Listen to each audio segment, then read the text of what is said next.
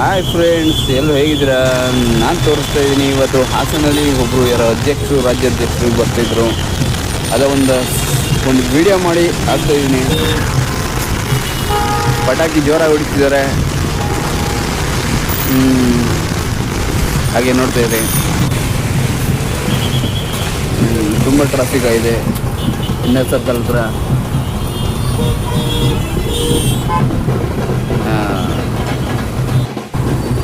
ರಾಜ್ಯಾಧ್ಯಕ್ಷರು ಪ್ರಸಾದ್ ಅಂತ ಹೇಳಿದ್ರು.